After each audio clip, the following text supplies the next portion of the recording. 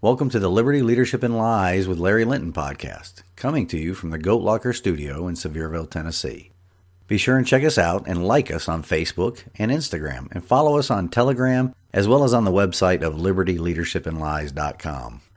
You can subscribe to notifications on the website to follow the blog there. If you would like to contact the show, just send an email to Larry at libertyleadershipandlies.com. Again, that is Larry at libertyleadershipandlies.com. Now, on to the episode.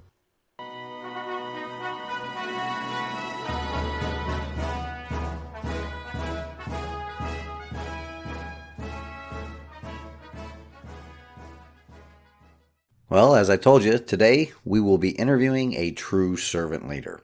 I have observed this young lady standing in the arena on multiple fronts over the past couple of months, and really admire her taking a stand for not just her children, but all children.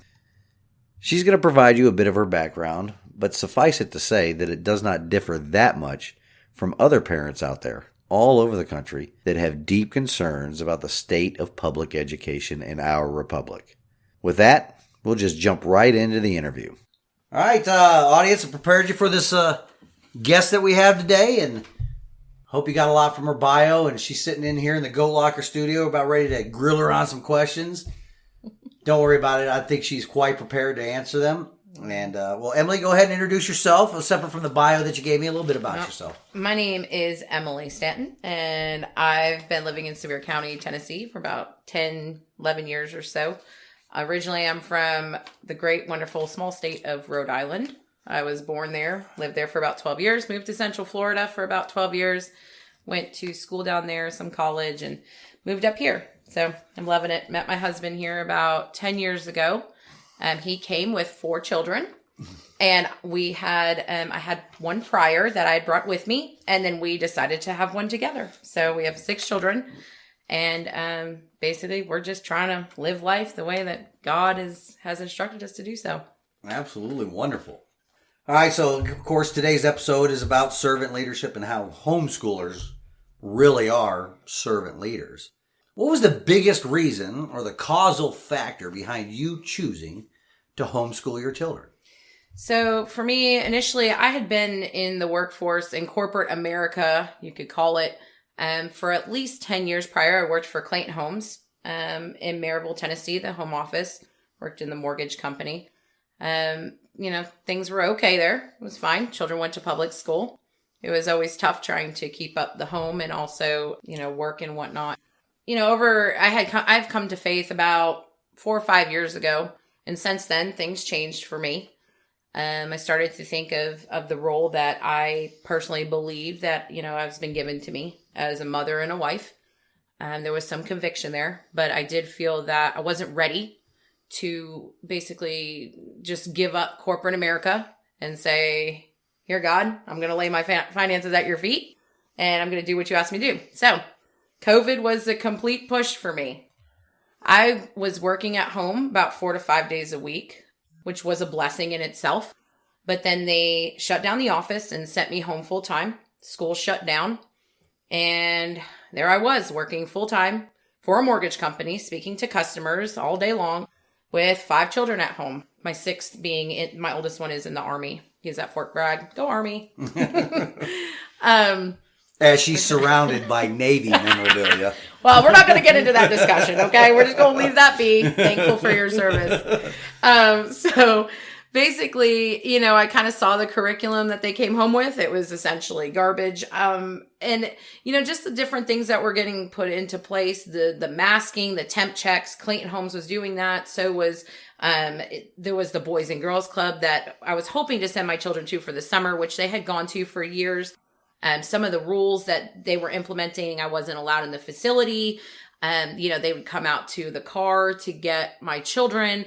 And, I'm not okay with that. I'm not okay with handing my children over to a place, even though I know the people there and whatnot, that I'm not allowed to walk into.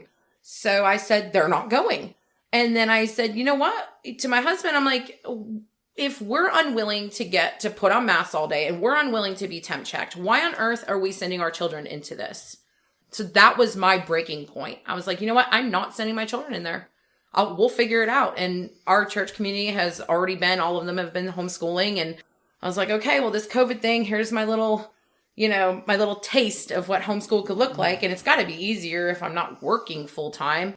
Well, it's definitely different, but I don't regret it. And we are not looking back.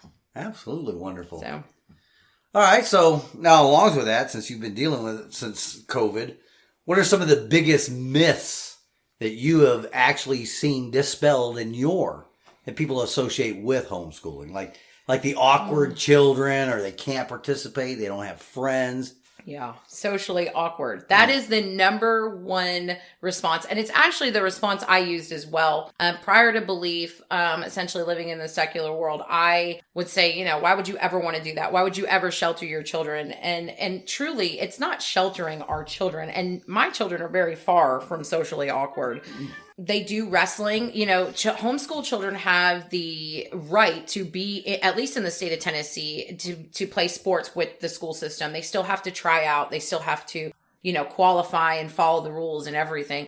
But they can wrestle. Like my boys all wrestle for Pigeon Forge. That being said, they have a right to do so. I just have to notify the principal by a certain date. But it is a complete myth. We are affiliated with, our church has gatherings. We have more freedom at home. My children school 4 hours a day, and we can go do something afterwards. We can go outside and hang out with our chickens. We can go farm. That's what we're kind of doing. We're mini farming now at this point. We can go on field trips. We can do whatever we want. And there's no one saying, hey, you can't do that. And we're by far socially awkward. We're very outgoing people. I talked about it the other day on the Scripps National Spelling Bee winner. Mm-hmm. How you could scour the internet and you would never find the fact that she was a homeschool child until you got to her local newspaper. Wow. ABC, CNN, they never mentioned it. They all, of course, focused on her race, but they would do interviews. That was not a socially awkward child. And she won the Scripps National Spelling Bee contest. You got to think about it like this, too. When you're homeschooling, it's another aspect, too. Children are comfortable where they're at. They're comfortable in their homes, or they should be comfortable in their homes. And, I don't have a homeschool room. Our children homeschool all around our home, wherever they're comfortable and wherever they'll learn the most. And when you start thinking about school and how public school is run, it takes time, to get them from point A to point B. They're making them go, they got to do bathroom breaks. And, I'm not saying our children don't do bathroom breaks. I'm saying that a lot of this, like coming and going and moving classes and doing all this, it's a time taker. It's robbing their time. They're there 7-8 hours a day in public school, and they're not working 7-8 hours a day. They're literally, having to parade them around the school to do whatever, and then trying to get all their attention to teach them something. And then, there's always someone interrupting.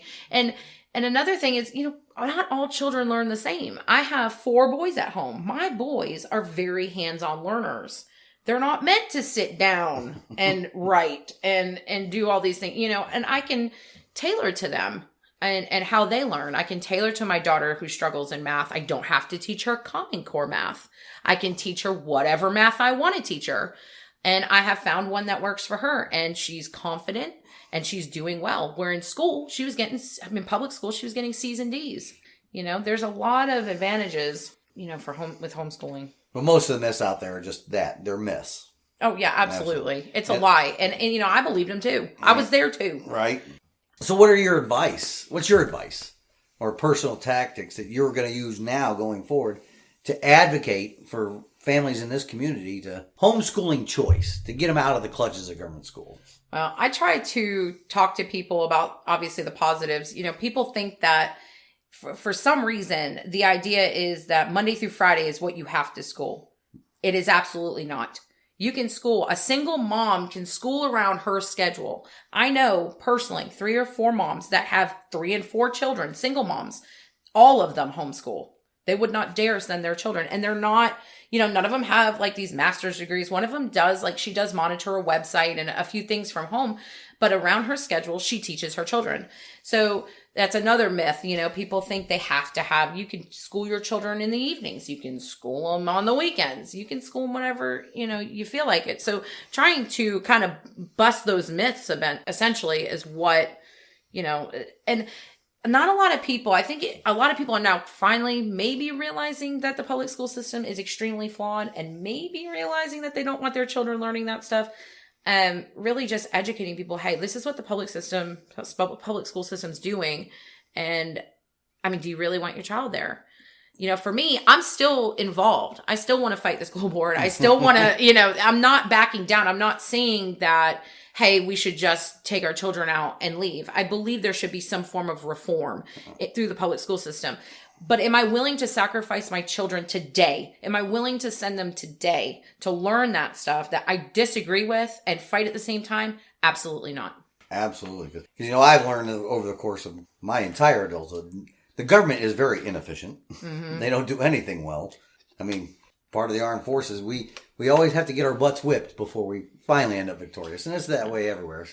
And I think advocating for the public school system is the best way to get to people, like one-on-one. Like, hey, dispel these myths. And absolutely, I'm going to be there at that school board meeting as well. I know several people are going to be there. I've heard some rumors that they're saying that they might not let people speak at that because there's so many that signed up to speak coming up. So I'm not sure. I did not sign up to speak. Uh-huh. My husband did not as well, but we will be there, supporting our community. We did a lot of research and whatnot. So the young lady Serenity is absolutely about to speak. Yes. And her son actually wrestles with our children. Yeah. So that's pretty cool. Yeah. He's a small world. So are there any organizations here locally that support homeschools separate from the school district itself or the government? Like we talked before the show came on that a lot of the churches in the area, they don't even want to touch it because they think it's political, just like other issues that the churches abdicated its responsibility in the role of the human life. But are there other organizations other than churches in government? So in regards to homeschooling, you can take a couple of paths. You can register yourself and go through the school system and say you're an independent, homeschooler. You are subject to testing through the school system that way. Now we use an umbrella school for a couple of reasons. There's support there. Umbrella schools are basically, from my personal understanding and also from what I've used of them, they're like liaisons between the school system and you. So I report to my umbrella school turns around and they will report attendance, vaccinations that are a requirement in the state of Tennessee, or a religious exemption form, which many people seem to forget about. We submit that yearly, even as homeschoolers. I report grading to them. They collect anything like last year, because it was our first year homeschooling, they had to collect transcripts and everything from the high school for one of our children. So they will do all that work for me. It's worth for our family. We use Home Life Academy. I think we paid $150 per year for 5 children. That's extremely reasonable. Wow. And they also have webinars. They have all different things. You can call them and talk to them. There's another one called Emilie Academy. They're supposed to be excellent as well. They do essentially the same thing. And also using these umbrella schools, not only are there, there's information in there, they have websites. They really help you out. Information about curriculum. Some of them even have online classes that they can take if they'd like to. So if you don't want to have to teach, geometry, you can sign up and do an online class through these umbrella schools. But yeah, they do all different kinds of things. And I don't have to do state testing with an umbrella school. So I don't have to send my 5th grader or my 9th grader into the school system to do their standardized testing. It waives them because we're under technically a different school. Wonderful. So I'll definitely get that information from you and hang it up on the website. How can people that are listening to this podcast, what can you tell them that they can do to assist in spreading the word? I think they can encourage people, even older folks, people that are grandparents, to talk to their own children about it, middle-aged or even young, just to kind of, if you find a myth, bust it. I mean, really, it's just, there's this like bubble around homeschooling that says, hey, they're socially awkward weirdos. But we have so much freedom and there's so many opportunities in homeschooling. There's classes that I can teach my children that my children would never have been able to learn in the public school system. Advocate for that freedom of choice, because really that's what it is. These are our children. They don't belong to the government. When you think about it, when you have a baby, when you decide to have a child with your husband or your wife, what are you doing? You're not saying, I'm going to have a child to hand over to the public school system. I can't wait to hand this child over for them to train them in the way they should go. That is not, first off, what the Word of God says. And second, really how we think when we're, having a child or whatnot. Why are we at the point where we're at now? We're like, oh yeah, like, here you go. Here's my child, and you educate them. So kind of encouraging that, hey, they are our children and we do have the right to choose what they learn. When the child's 18 or wants to go to college and wants to learn whatever they want to learn, great. But they honestly do have more opportunities in homeschool, I believe. They have the opportunities to get all the scholarships and everything, even maybe more. They just have to go for it. Yeah, the children have to go for it. To piggyback on that, they have a right to do that. But not only that, parents have a responsibility I believe to so. do that. I believe so as well. Okay, at this point, we're going to pause for a word from a supporter of this podcast.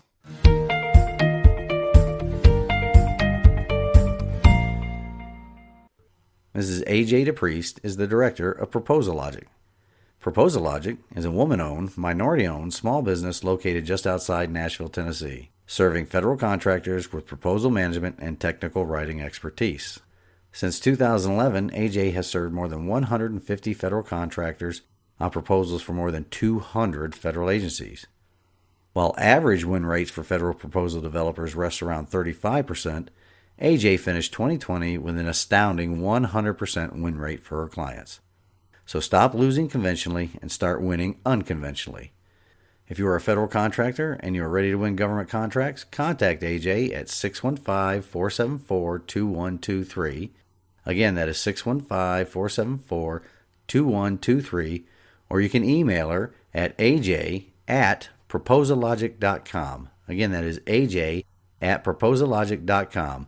PROPOSALOGIC.com.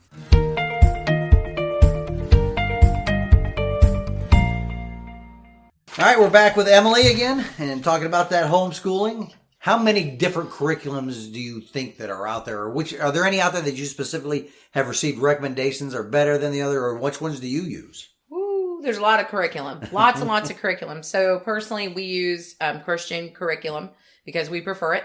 So any of the sciences and whatnot are all creation-based instead of evolution-based. We tend to go for our science, we use Apologia, which I really like. My children really like the way it's set up. I have them using Apologia from 6th grade all the way up to currently 11th grade. That's my oldest at home right now. No one's complaining. Everyone's learning. When they come up to me and they say, "Hey, Mom, did you know this?" That is where I'm like, look, they're learning. Okay. So we use Apologia for science. We use BJU Press for our language. Right now they're doing, a couple of them are doing Spanish 2. The other ones are doing Spanish 1. Duolingo is also an awesome website that they can use for free and actually talk. So they can voice the language. There's lots of languages on there. My little one is my youngest. I say my little because he is my little. He's my 9-year-old. So he's one of those children that he gets bored. So I push him a little more. A Becca curriculum is great. Essentially for children that are kind of get bored in regular mainstream. So he's in 4th grade. By the time he is done this year, he'll be an equivalent to a public school child halfway through 5th grade. So it's a more challenging curriculum. He's ready for it. If you see your child's one of those go-getters, a Becca curriculum definitely is a great curriculum. We use Math UC for my daughter because she does struggle in math. She does need manipulatives to move around and to actually visualize math. She struggled in math prior. This has totally boosted her confidence. She understands it thoroughly. It's a master program, like a mastery program. So this year she's going to do decimals. Last year she did fractions. She added, subtracted, multiplied, divided. And this year she's going to do decimals all year. Same thing. So by next year she'll be ready to do pre-algebra and then move on to algebra in her freshman year. So yes, there's so many different kinds of curriculums. I have found Sunlight's another good one. You can kind of just ask around. I piece together ours just because, I don't necessarily like all of a Becca curriculum or all of, that specific curriculum, but that's the glory of homeschool. There's no constraints. Freedom. Right. I can go on eBay and get the curriculum. You don't have to pay $300 from christianbook.com or any of these. You can buy everything basically used, put it together. It can be older because guess what? Science really doesn't change. So math doesn't change. A lot of this stuff really doesn't change that much. So you can use something that's 5 years old and it's still relevant and still great curriculum for today. Sweet. So. And we talk about the churches out there. Not a lot of them out there are willing partners in this. What do you think it'll take to get them to be? For them to get rid of their 501c3 and stand up and actually proclaim the word of God. That's what I actually believe will happen in a few different fronts for a few different things, not just homeschool. But there are churches out there that do have co-ops, that do have groups, that are supportive. I do understand though that if they allow co-ops to meet so often or whatnot, there has to be like a rental kind of thing because it can mess with whatever tax deduction or their nonprofit status or however. I don't know. I know our personal church, we basically, everyone homeschools because we know we have a fellowship gathering, a homeschool gathering once a month just for like socializing, hang out, get together, have some fun. For our younger children. Other than that, there are churches that allow you to rent their halls out for meeting, but it really is more of it's a separate thing. Like you're renting, right. It's not a church affiliated. Church leadership's not affiliated with it. It's correct. Just, yeah. Correct. Yes. So that covers that term cooperatives. Are there a lot? I know there's probably not a lot here in Sevier. We mentioned that. Yeah. But, are they big in other parts of the country? Or? I think there's some really well organized co-ops. That we do have one in Sevier County. I know that there's two different kind of co-ops and kind of two different types of people. There's probably more, but that I've seen. You have kind of the Christian group of co-ops, and then you have the more secular group of co-ops. From my understanding, our local one is more of the secular group, which is fine, whatever. For if that was the way you're wanting to go. But then churches, there are groups of people that do get together that do, there's one I think that meets at the Bird Park monthly for more of a social, co-op. So they go do that together. There's a few that do field trips together every so often around the Sevier County area. They're out there. You do have to look for them. You do kind of need to ask around. Your church would be probably the first place to ask. Facebook has plenty of groups as long as they haven't kicked them out. But most of them, are fine. So, do you have a specific call to action that you would like the audience to hear? My call to action for the current situation, for all the issues that are going on in the public school system, not just locally, but nationally in our country, is pull your children now. Get them out of the public school system. If you want to fight, like myself and my husband, fight the school system. Fight the funding, fight the money, because that's what it is. It's all money. Everything is money oriented. But really, are you willing to sacrifice your children and their education currently and have them learn all these things that you really don't want them learning while you're fighting? To me, that doesn't make any sense. If you want to go ahead and pull them and continue to fight, because these children ultimately, not just your children, but the children that are in the public school system now are going to run our cities, our counties, our states, and our nation. Do we really want these children doing that? I'm a bit concerned. I'm a bit concerned what it's going to look like when I'm 40 or 50 or 60. Like, really, what they're teaching these children, they're teaching them what to think versus how to think.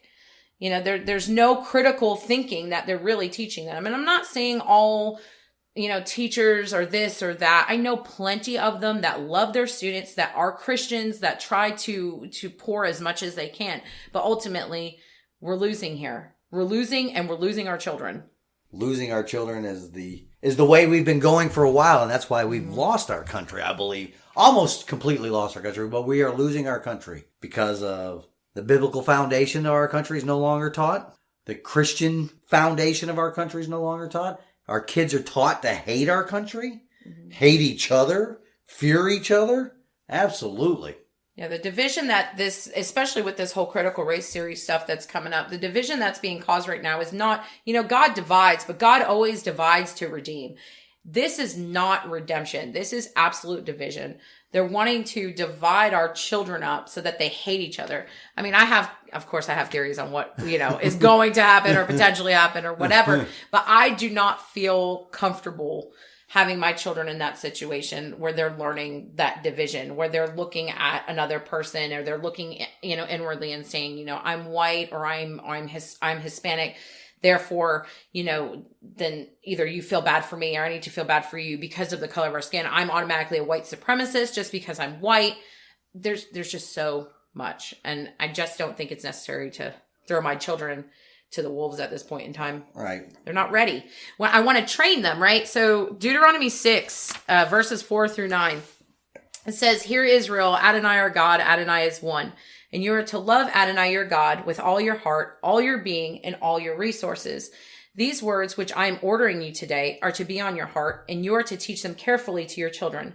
You are to talk of them when you sit at home, when you are traveling on the road, when you lie down, and when you get up. You are to tie them on your hand as a sign, put them at the front of a headband around your forehead, and write them on the door frames of your house and on your gates." How are we teaching our children when we are rising up and laying down and walking about the way when they're away from us over 40 hours a week? When you are coming home from work at 7 or 8 o'clock at night, exhausted from your day in whatever corporate company, you're telling your children, eat dinner, take a shower, go to bed, you're doing it the next day, and then Saturday and Sunday come and it's just gone. It's gone. You are not training your children if you're away from them 40 to 50 hours a week. Absolutely. You can't. You're abdicating your responsibility as a parent. Mm-hmm. Correct. Because if you're allowing government to fill that role, they're going to fill that role. Mm-hmm. They are going to instruct the children in the way they want them. Like you talked about earlier, it's pure indoctrination. Our schools used to be critical thinking laboratories. Way back in the day. I mean, I've mentioned this before. Ronald Reagan's second biggest mistake after the Amnesty Act in 1986 was creating the Federal Department of Education. And the funding, when you talk about the funding, I mean, think about it. Federal funds go to state.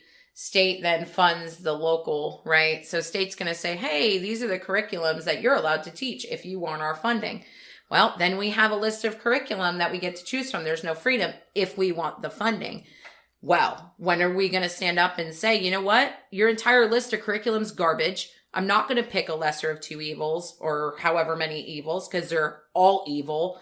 And then we fund ourselves. When are we going to do that? Like, when are we going to stand up and say enough is enough? Absolutely. That's what everybody needs to do. All right. So any last thoughts or advice for the audience before we close it out? Well, basically, I think I said all I need to say. I mean, you should be training your children. And as hard as it is, I'm not saying it's easy. When I quit my job, I mean, I was making decent money. I had a 401k. I was advancing. I had an opportunity to be a loan specialist where I would be originating loans. And that was going to be a very large, pay increase. But truly, what was more important to me? I said, Father, here's our finances. Like, this is what I got. And guide me, and I'm laying that at your feet because he's faithful and I know he'd carry us through. Maybe money's not as free flowing as it was before, but truly I'm not concerned about my children. The peace that I have knowing what's going on with them, what's happening, what they're learning, what they're doing, who they're around, just that training that's been given to me as a mother, as a parent, even my husband, having our children with us. It's just peaceful. It's shalom. It's his shalom. It's his peace that surpasses all understanding. And to me, that financial, that loss or whatever, it isn't. It's gain. It's complete gain. Thank you very much for all of those wise words. I hope the audience got something from this today. And thank you. We look forward to getting this episode out. All right, audience, that was Emilie. She's a homeschooling servant leader in our communities. Hopefully all of you will become homeschooling servant leaders as well. Rescue your children from public schools And in the end, that will rescue our constitutional republic. Amen.